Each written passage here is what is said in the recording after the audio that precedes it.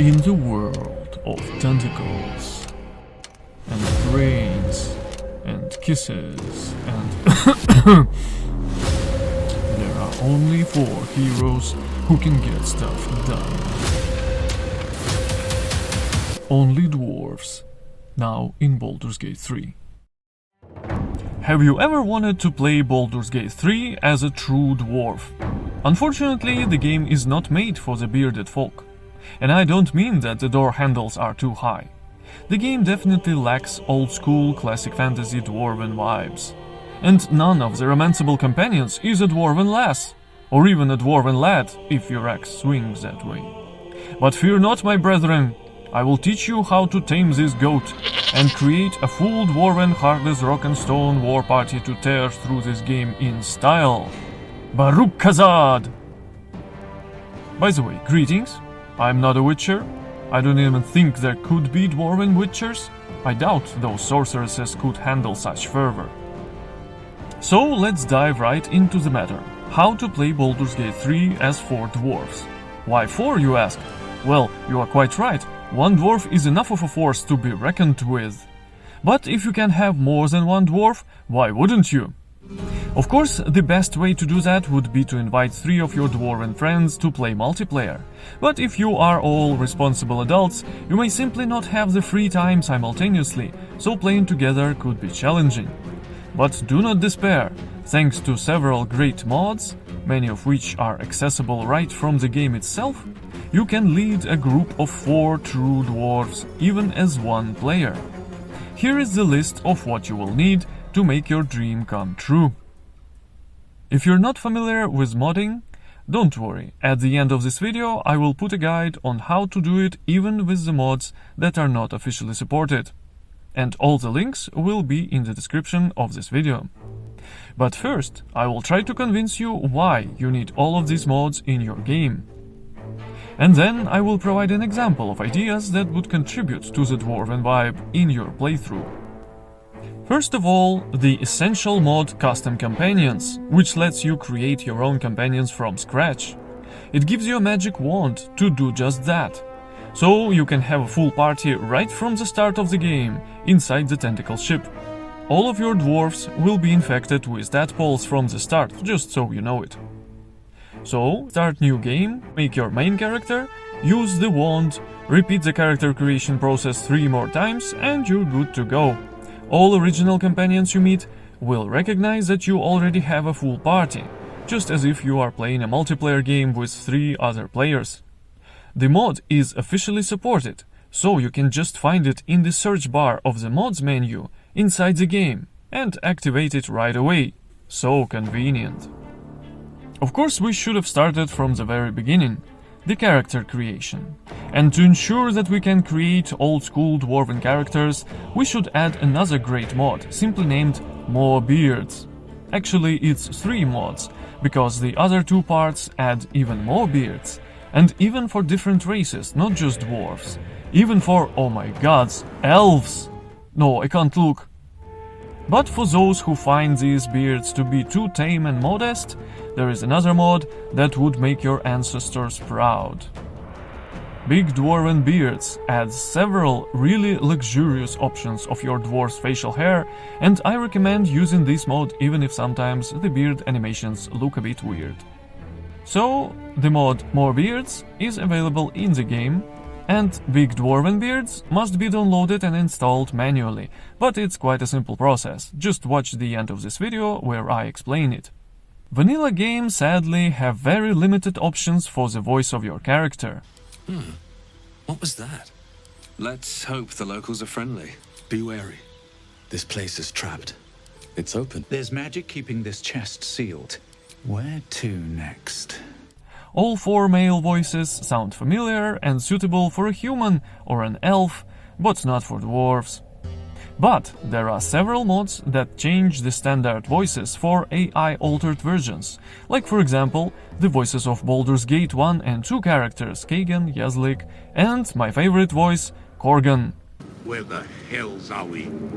Unfortunately, these mods cannot change the lines that your character says when you select them, or point them where to go, so the only option here is to go to the game's options and switch those off. Not a big loss, especially if it's not your first playthrough and you've already heard all of those lines many times. You can download these mods using the link in the description. Even though the game has cool armor and weapon models, it doesn't mean that you can't enrich your playthrough with special Dwarven instruments of war. The series of mods named Dwarven Weaponry adds various axes and hammers that look amazing, and also something that is absent in the game: firearms, steam carbine and drakefire flintlock pistols, so you could be a badass Dwarven gunslinger. Another mod in the series adds the Kingsguard armor and shields, which give a strong Dwarven vibe and just look cool. And you can dye this armor with in-game dyes. By default, this equipment is spread throughout the game, so you don't get overpowered from the start. But if you want to check out these amazing items right away, there is another mod in this series that adds all of the above in one chest right at the Nautiloid ship, in the chamber where you find the rune to open Shadowheart's pod. Be aware that this mod is called Elven Weaponry tutorial chest. No comments there. You can find all these mods on Nexus Mods and install them manually. The basic game is great with its different difficulty options, but to truly match the potential of a war party of 4 dwarves, the game must be even more challenging. Hence the 2 other mods from this list: Tactician Enhanced and Extra Encounters and Mini-Bosses. First one lets you customize the increase of the difficulty by adding more hit points or proficiency bonuses to enemies to make them, well, harder to kill, and it's very customizable to your own tastes. The second one adds new battles throughout the game, like this one with a Spider Queen in an unexpected place. But because of that, you will get more experience early and level up too fast, so you may wish to consider one additional mod to balance the XP, which is called XP Rebalance Extra Encounters. These mods are officially supported, so you can easily find them in the game. And the most important part, you'll have to approach the game with the right attitude of a true dwarf. No romance! Except if you have other Dwarven players. Other companions that game gives you? Well, let them stay in the camp and clean up after long rests and parties. No blood drinking. Your body is not a soup kitchen for horny vampires. Let me share an example of how one would approach creation of a war party. Having a great beard is one thing, but you should avoid some mistakes if you want to play as a true old-school dwarf. No diplomacy or bluffing. Dwarves don't lie. Intimidation? Maybe. Acrobatics? That's ridiculous. Don't go very high on charisma if you don't want to end up like Varric Thethras. I mean, relying on your talking instead of the power of your weapon. Think twice before creating a wizard or a sorcerer. True dwarves don't rely on magic. Think on which armor and weapons your characters will use. As we all know, dwarves prefer to use axes and hammers of all sizes, but spears and halberds are also acceptable. Just don't put them on your back, you'll look ridiculous.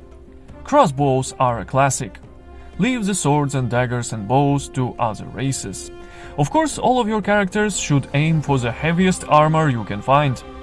If you select Shield Dwarf as your subrace, then your character of any class will be proficient with medium armor, so you can protect them better. No mods needed. And think hard on your characters' names. For example, my dwarves are named Thurin Tongsrekker, Tongsrekker, because he is not good at smithing, a paladin of Moradin. Rolf Anvilson, because he is good at smithing, a war priest of Moradin, of course. Lorcree Goodbeard, because why the hell not? A barbarian aspiring to take his slayer oath. And our youngest, who hasn't even grown a full beard yet, Hildur the Boar-Kissed, because when you kiss the boar kisses you back. You can guess which class. Role-playing in-game can really add to your experience. Act like a dwarf. Gather all the gold you can find, always haggle with the traders, never throw out a useful resource. And most importantly, I cannot stress this enough, choose what your dwarves eat before the long rest. No fancy wines, the game has enough good drinks just laying around and asking to be saved from goblins. By the way, no negotiations with goblins or treacherous Durgar. They should all fall to your axe. I do not recommend consuming tadpoles.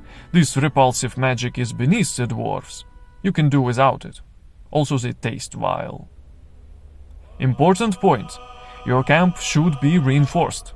I mean, you lay your bed sacks in all kinds of places, and you have to be ready to repel the enemy attack in the middle of the night, in your underwear.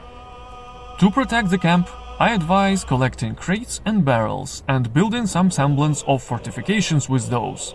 Maybe add some traps. Don't worry about any no-good vampires lurking around, they should know better. And do that with your every camp. There are 17 of them in total in the game. You have your work cut out for you, but what dwarf is afraid of honest labor? Well, you get the idea. Be a dwarf, play like a dwarf would, and you will have the great playthrough and a good time. Now, how to install the mods manually? Easy. You go to Nexus Mods, you create an account, which is quite easy. You find the mod you want in the search bar or just go through the links in the description of this video. Then you go to the page named Files. You download the file manually and then unzip it in the folder on your system drive where Baldur's Gate 3 mods are stored. Here's the path. Just remember that your user folder is named as your Windows user. Then, in the game, in the mod options, you just check the box and ignore the warning that it's a third-party mod. These mods that I recommend do not have a risk of crashing your game. The same is for the mods that are not on the Nexus mods, like the voice mods I mentioned. And that's it. Have fun! Well, if you have any other recommendations, please do share in the comments. I'm still not finished with my full-dwarven playthrough, so I may even adopt your ideas. Anyway, thank you for watching this. Consider subscribing for my channel. I'm still Not-a-witchr, and as always, take care and farewell.